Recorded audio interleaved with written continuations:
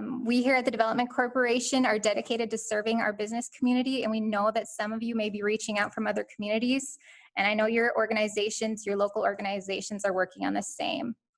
We know this call was short notice, but due to the haste in rolling out these programs, we wanted to get you this information as soon as possible. Please be aware that this information is changing daily. While we are working to put out the most accurate information, it is fluid, so please make sure when you are seeking resources that you are looking at the most recent and accurate information.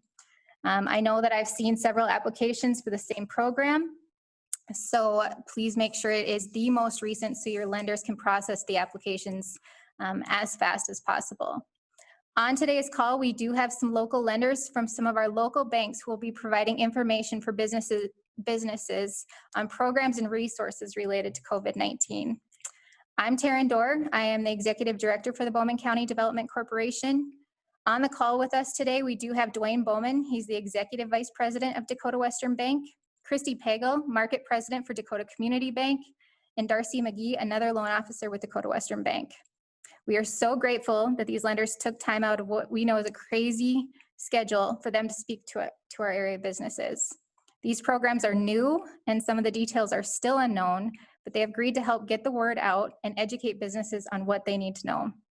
We want to remind you that if you do have questions today, you can submit them live via Zoom or email questions to businesshelp@bowmannd.com. This email will stay live, and if you have future questions, we at the Development Corporation will do our best to either help answer them or get the resource to you that can help you the best. Again, we want to thank Dwayne, Christy, and Darcy for taking the time today, and we will go ahead and kick this off. Now, Dwayne, I know you are prepared to do most of the talking today, and Christy and Darcy will be helping to field some of the questions as they come in. I just want to start off by asking, what is the stimulus package and the CARES Act?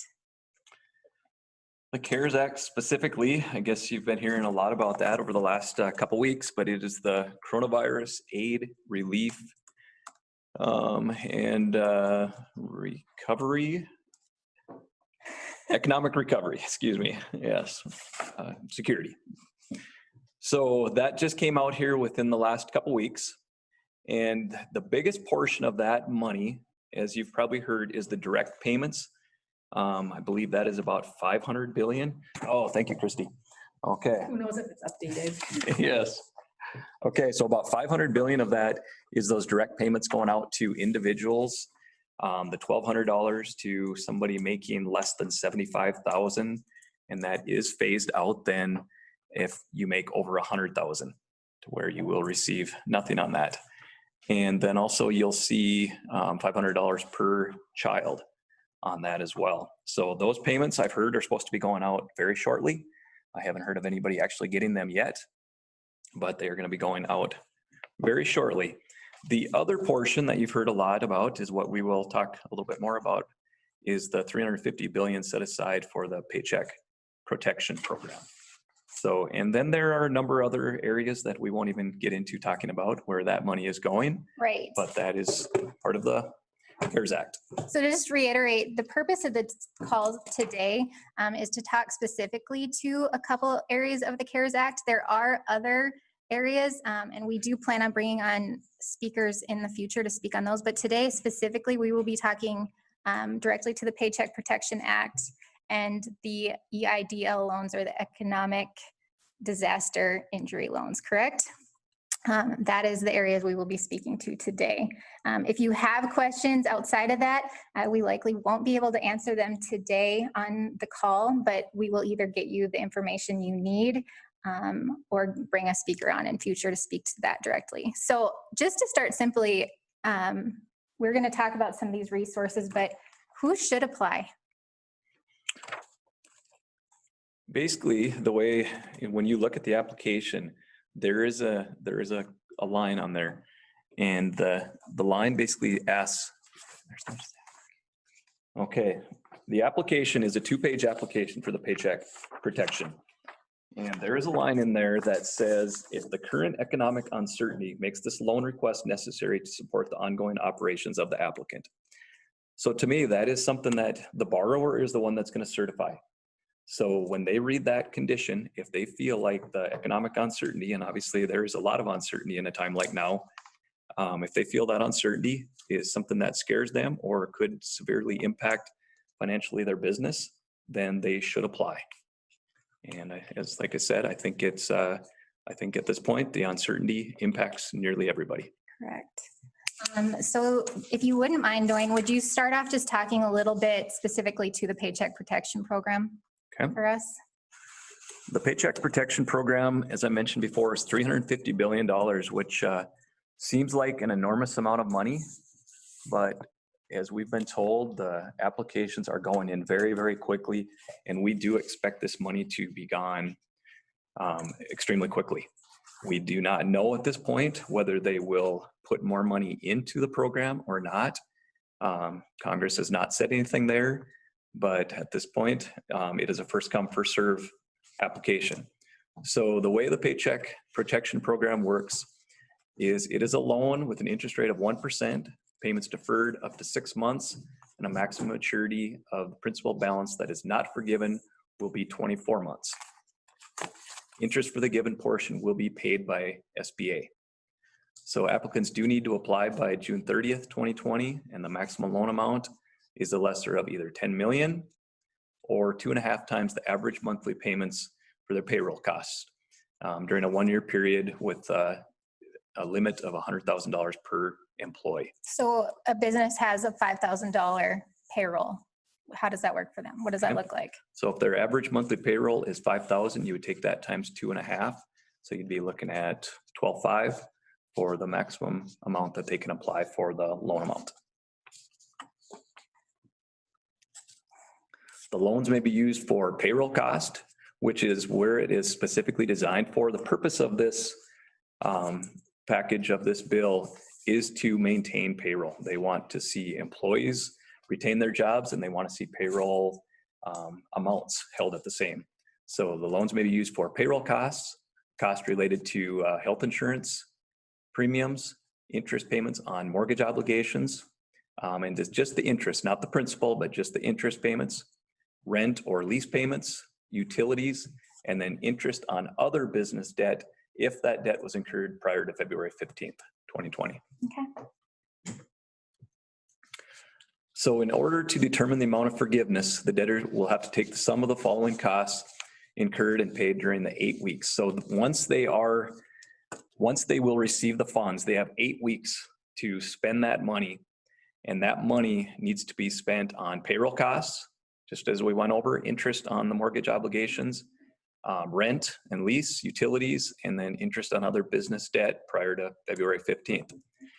And as we mentioned, this is to maintain payroll, so at least 75% of those proceeds have to be spent on payroll. The other 25% can be spent on those other costs up there. And they will need to submit documentation to their lending institute. As far as what type of documentation, you're going to want to visit with your lenders on that, and canceled checks, any way you can verify that is what they're going to be looking for, but visit with them to get the specifics. And I think it goes to point out, Dwayne, that we as lenders don't know much about the forgiveness part of these loans at this point in the game either. We haven't been told how that's going to happen or in what form customers will exactly need to give us that information. Yep, it is still changing. The last I saw is that we will be able to submit for forgiveness during the 7th week. So this is an 8-week program. So if you can have all your documentation to your lenders by the 7th week, that debt will be forgiven, SBA says, in less than 15 days. So the sooner you can get that in, the better. At this point, as Christy just mentioned, we don't know any of that for sure. There's daily question answers that are coming out, but this is such a very new program that we have a lot of unanswered questions, I guess, at this point. So the better documentation you can provide both on the beginning as far as on the payroll, and maybe we want to talk a little, that's, I guess, further in here, isn't it? Yeah. Or the payroll that we provide, or the documentation. But when you ask for forgiveness, the better documentation you can provide your lender, the better. Okay, and we did provide a checklist in the slide, and we will be putting this out in document form, but this is the best if you are preparing for this.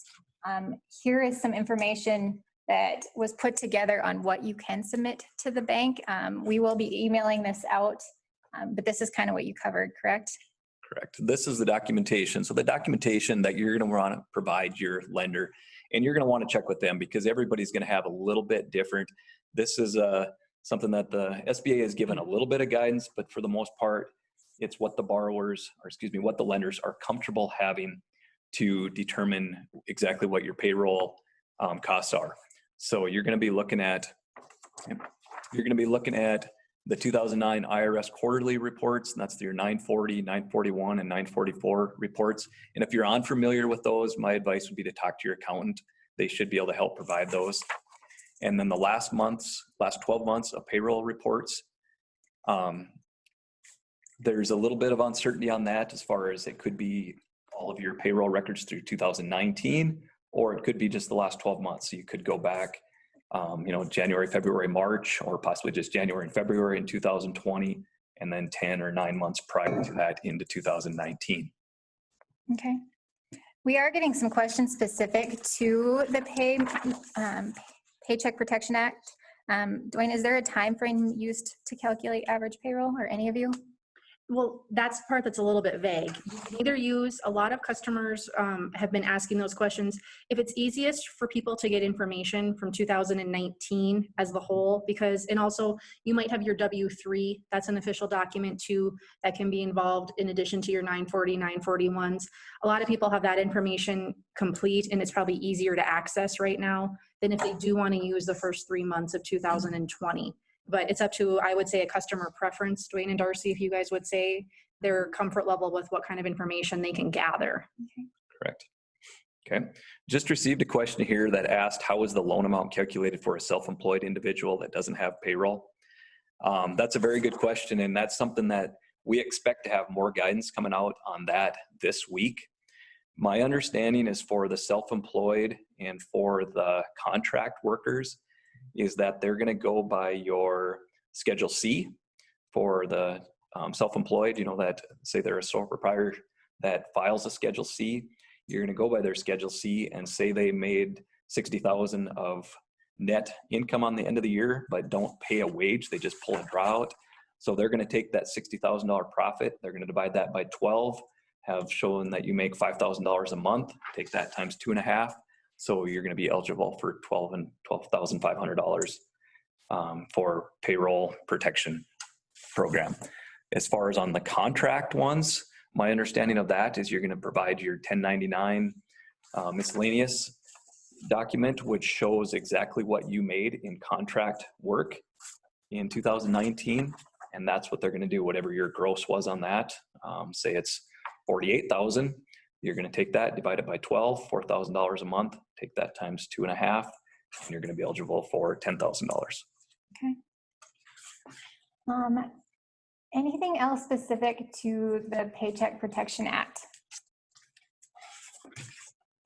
I know there's been questions that people have asked about if they're an independent contractor, they might have a combination of employees that get regular wages, but they also might have independent contractors that they take care of. You cannot count those independent contractors as your employees or use those figures when you're calculating your average payroll. Correct. Yes, those contractors are going to have to apply on their own starting this Friday, but the employer that uses those contractors cannot use them on their payroll. When it comes to calculating the payroll, we were talking about this earlier too, as far as what can be included. We talked about the insurance premiums, retirement plans can also be included. And then you also may see lenders ask for tax returns or P&L statements, possibly 2019, also, year-to-date 2020. When it comes to calculating payroll, the one thing to have to keep in mind is if you do have employees making more than $100,000, there is a limitation. It is capped out at $100,000, and that is just their wages. Their benefits and such can still be figured on top of that, but the wages are limited to $100,000. And then also federal employment taxes are not eligible to be included in that. The federal taxes are not eligible to be included in your calculation. So I know this can be a little bit confusing, so definitely talk to your accountants if you want help on that, or just as we were talking before, keep it simple. Look at what your wages were, and that's the amount you use. If you're unsure, better to be safe, but you are still going to be eligible. So just look at what those wages were, gross wages that they paid out. So as you three sitting in here, where is the first stop any business owner should go? Like, where do you want them to go? They need to compile their information, as much of it as they can themselves. Okay. Seems like a very vague answer, but our job as lenders is, unfortunately, we don't have the time nor the access to all of your information to sit down and help everybody calculate their things out. So if they at least have the base information, they have copies of their taxes, they have some of this information, we will be, I don't want to say double checking numbers, I don't want to speak for everybody, but our job is to, check along the line and make sure customers are on the right path when they are submitting these. Okay. Yep. Yeah, and once they have that information, obviously where they want them to go is go to their lender. Go to their lender and talk to them about what their options are. So even if you don't think that you might be impacted, is it still worth checking with your lender? Yes, I think so. Okay. Yep, I definitely think it is. As I mentioned, what you're certifying on that application, you may not have been impacted yet, but if this uncertainty, yes, you're going to be. We know that certainly could be. So yeah, I've heard some businesses say, that might not apply to me, or I don't know yet, or they feel guilty applying for this money because, maybe someone else needs it more. You would recommend that every business check in on it just in case, because we don't know the impact at this time. So it's worth checking in on. Correct. Okay. One more question specific to this. Will you have to provide financial statements such as income statements, or is it just payroll statements?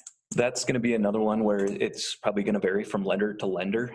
Some of them are wanting them to provide, profit and loss statements for 2019 or tax returns, possibly the 2020 year to date as well.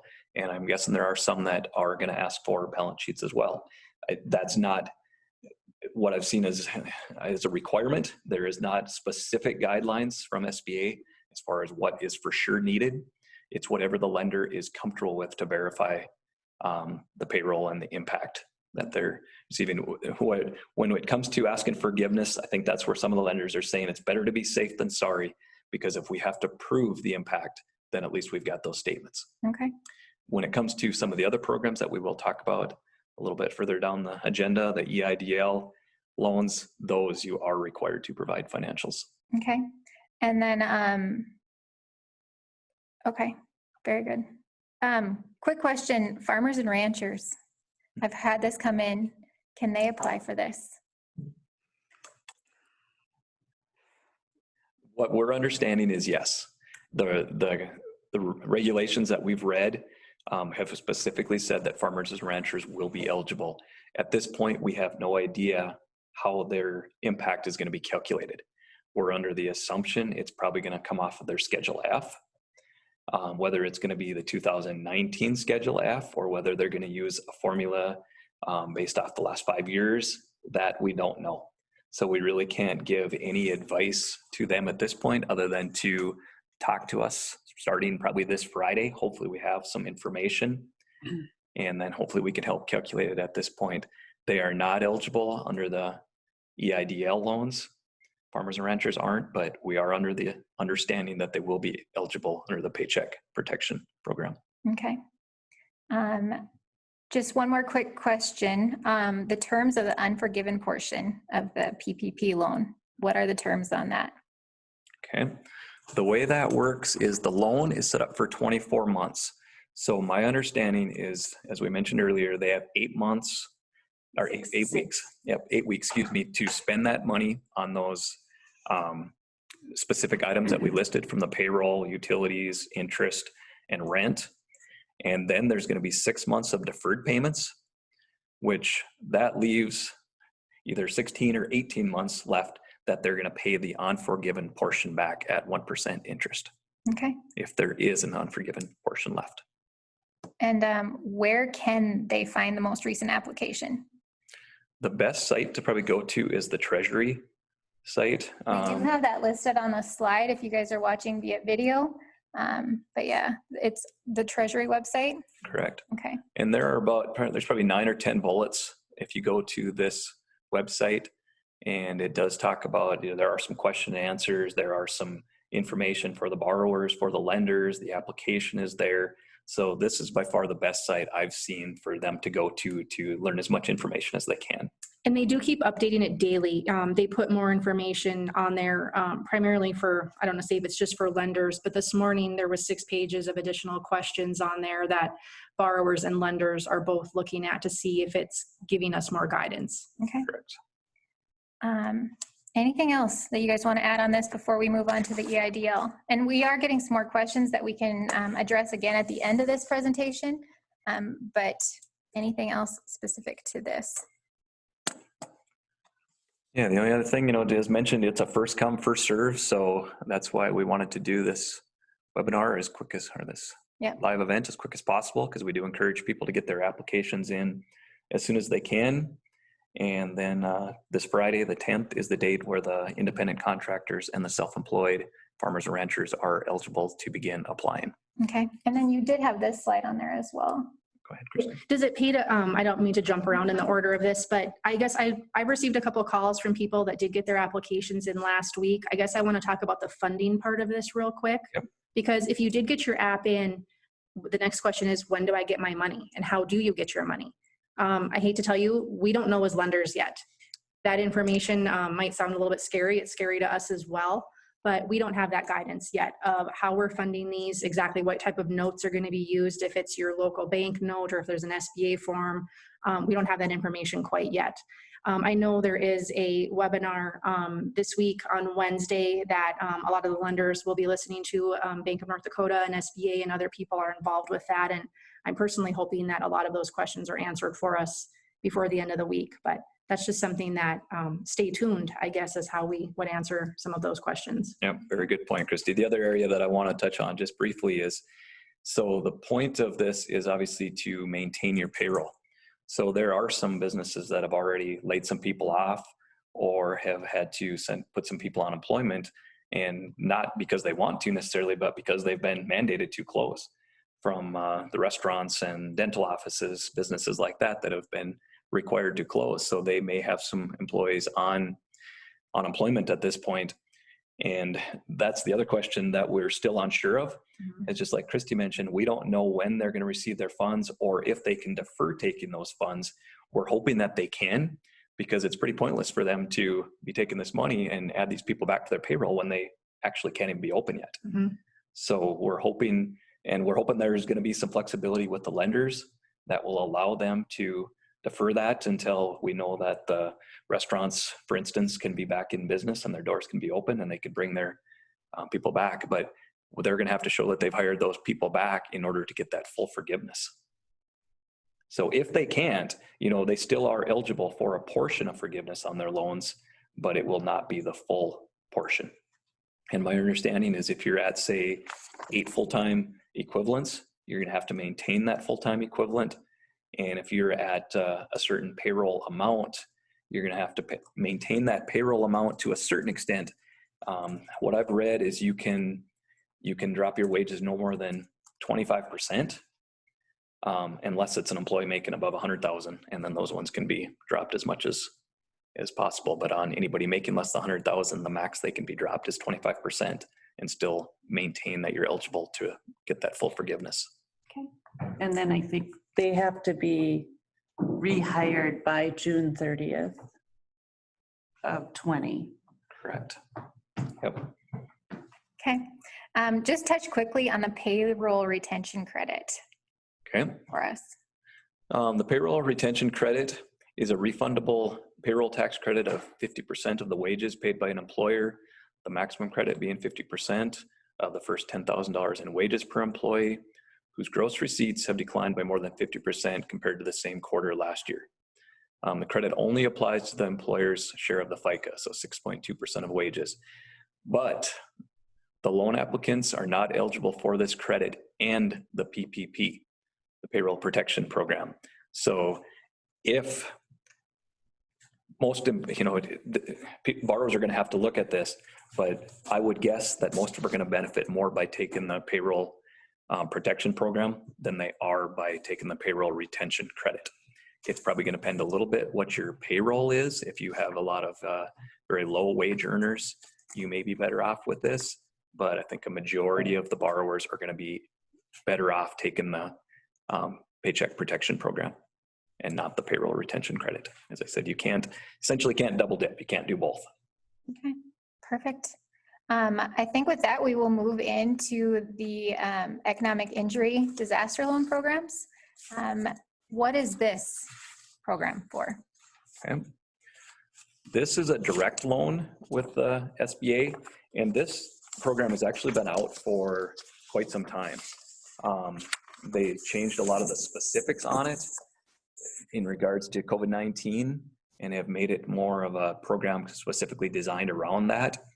But there's been a number of people that have already filed an application with SBA. Probably haven't heard anything back if they've applied within the last 2-3 weeks. From my understanding right now is they are about 45 days out in the applications before you're going to hear something. And last I heard, I think they had about 2 million applications on file. And Dwayne, can I just point out something? Because we bankers, we use the word like this is a direct loan with SBA. If you want to explain to customers like the PPP, how bankers facilitate that versus the direct is something they obviously do directly. Correct. Okay, good point, Christy. Yes, so the Paycheck Protection Program, as we said, you need to go into your lenders. So that is a program that the lenders originate. You bring your documentation in, and we are the ones that actually apply to SBA for that loan. With the economic injury disaster loan, you are going to apply directly to SBA. So you're actually going to go online to the SBA website and apply for that loan. So that's the difference, as Christy pointed out, between the direct loan and going into your lenders. And that's the only way you can apply for the economic injury disaster loan is directly through SBA. Okay. What are the terms? Okay. Kind of got them outlined here. Okay. Applicants must have been in business prior to January 31st, 2020. And the approval is based on a credit score. The credit score, last I saw, you had to have at least a 650 credit score. You will need to submit tax returns. You will need to submit financial statements. It's available for loans up to $2 million with principal and interest deferments of up to 12 months. And the rate is fixed at $375 for the small businesses, $275 for nonprofits, and the term is up to 30 years. Okay. These loan proceeds are to provide for expenses that would be paid by the business prior to the disaster. So essentially the expenses, we can get more into talking about that, but if you were to specifically apply for one of these, you can use these to meet other financial obligations. It's a working capital loan. That's what they're designed for. Fixed debts, to help pay on your fixed debts, to help cover payroll, and accounts, help cover your accounts payable.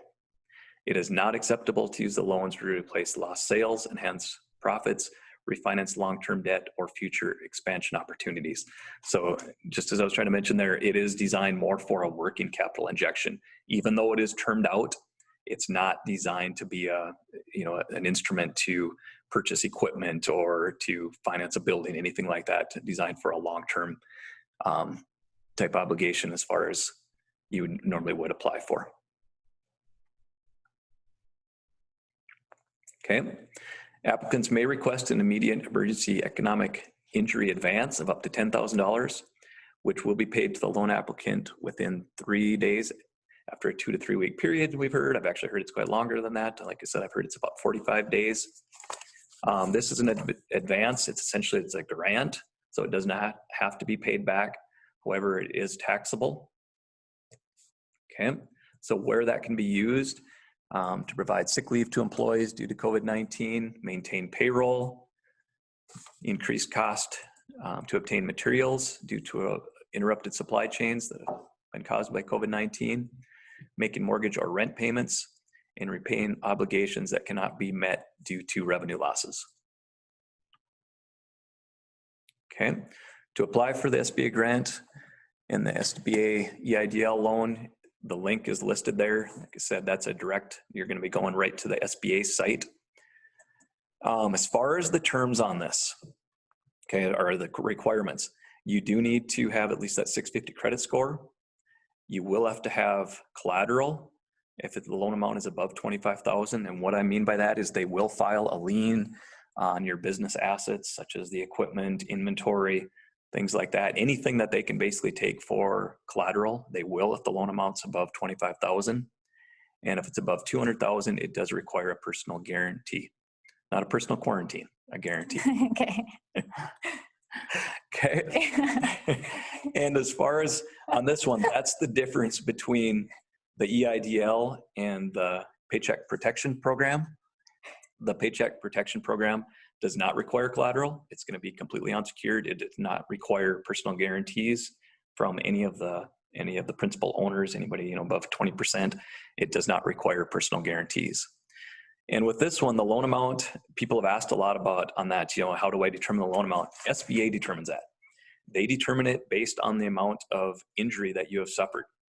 So this is done on a case-by-case basis. So when you send in your application, you will not know how much money you're going to get until SBA approves that. And it's the same thing on that $10,000 emergency advance. It doesn't mean you're automatically going to get $10,000. That amount could be significantly less. SBA will make that determination. So how does this work in conjunction with the PPP program? Like, can they apply for both? Should they be applying for both? Which one should they be looking at first? Okay. That's a question we've been hearing a lot, and I'll do my best to describe it, and then I'll have Christy talk as well, because this is something I don't know if we have a specific answer on this. If they have received the EIDL loan and used it for the same purpose as far as that you will in the Paycheck Protection Program, that needs to be refinanced into the Paycheck Protection Program in order to be forgiven. If they have received the emergency advance loan, that needs to be taken. What's going to happen if they do apply for the Paycheck Protection Program, they won't qualify for the full forgiveness. Say they receive that $10,000 emergency advance, that's going to come off of the amount that's going to be forgivable. Okay. So that's my understanding how that works as far as if they should apply. At this point, I would say definitely your best bet, your best bang for the buck is going to be the Paycheck Protection Program. Mm-hmm. If they have an application in, which a number of borrowers I've heard have applications in that they haven't heard anything on, they don't have to take those loans. They will have the option once SBA finally does notify them that they can turn that down. As mentioned, they can't use them for the same proceeds or the same purpose. Correct. And that's where the unknown audit trail that we're talking about, producers and borrowers need to be very careful about keeping track of that. Okay. Anything else in regards to this one? So they go to the SBA website directly if they want to apply for the EIDL, the Paycheck Protection Program. There's a lot of alliteration here. They go directly to their lender, correct? Correct. So what happens if your lender is not offering the Paycheck Protection Program? What happens then? Well, if you want to apply, you're probably going to have to talk to another lender. Okay. So that's what I'd say. And I don't know if all the lenders, in our communities, nearby communities are offering it. I don't know at this point, but you're probably going to want to try to find one that is. Okay. Okay. Anything else in regards to the EIDL? Anything else you can think of, Christy or Darcy? I do have a question rolling in. Wants more detail on the payroll retention credit. Do you guys have any more detail on that, or is that still pretty? Not really. I personally don't know a lot about the retention credit. Okay. Yep. And like I said, the one thing I know is you can't take both the Paycheck Protection Credit and also the Payment Protection Program, the loan. So you're going to want to probably find out which one benefits you the most. And my guess is that for a majority of the people, it's going to be the Paycheck Protection Program, the loan, forgivable loan. But you're probably going to want to talk with your accountant on that to find out for sure. Okay. I am watching questions as they are rolling in here. How do you report the EIDL emergency fund afterwards? So if you've received that prior to April 3rd, the day that the applications were to be beginning, it's gonna be reported right on your application, and it's gonna come off of the amount, as we mentioned, that's gonna be forgivable. If you have an application in, you have not heard or have not received it, you don't have to deduct that from your application. Okay.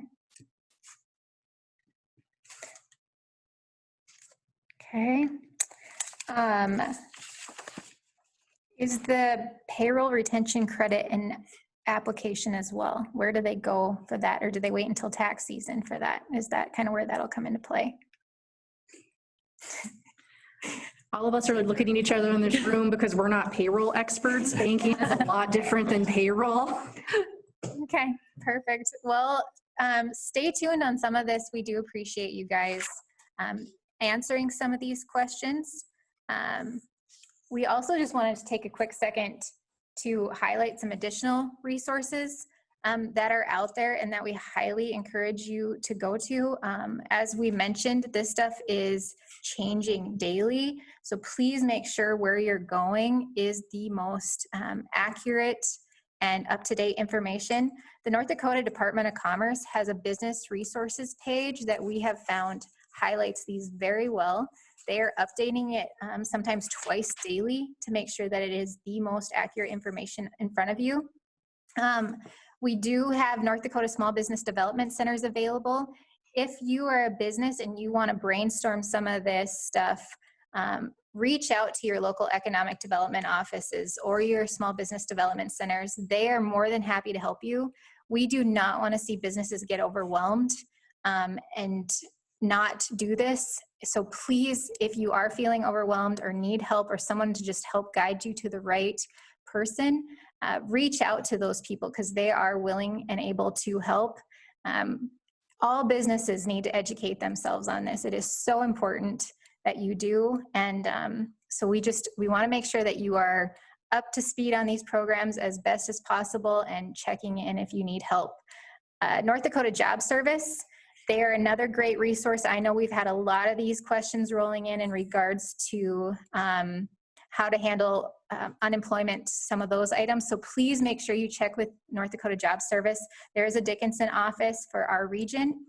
The Bowman County Development Corporation, we have set up a businesshelp@bowmannd.com email. So we will be actually trying to answer those questions or get back to you with who your primary contact needs to be. We have listed a workforce safety, a person to reach out to. And then we will be putting out in an email and out on our website, Facebook, some checklists that can help you businesses walk through these programs. The North Dakota Small Business Development Center has developed a checklist specifically for the SBA Economic Injury Disaster Loan. And then also we will be putting together a PPP checklist as well to help you get started and get that information together so your applications can get approved as soon as possible.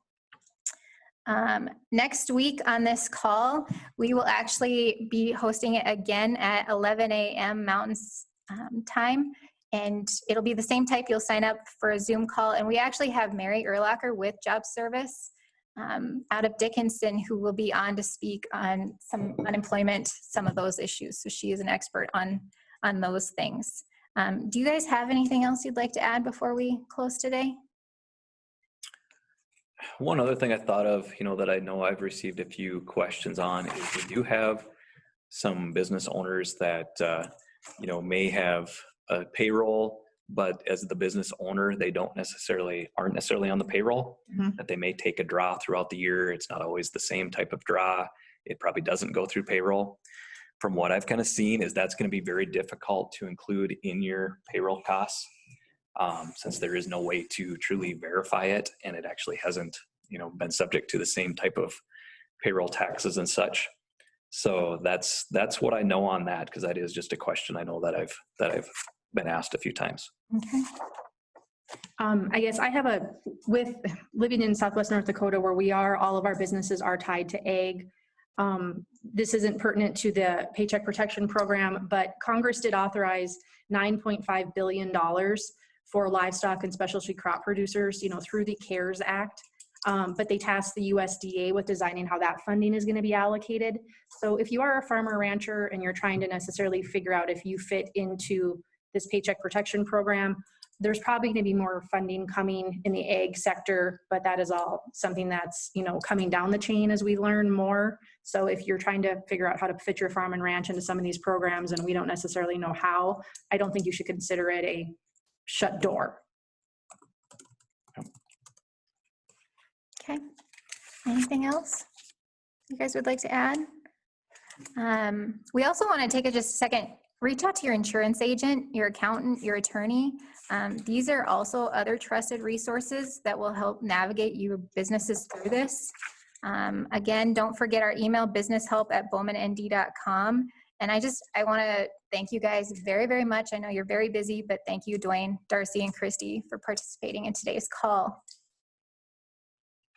With that, we will go ahead and close and thank everybody for joining today.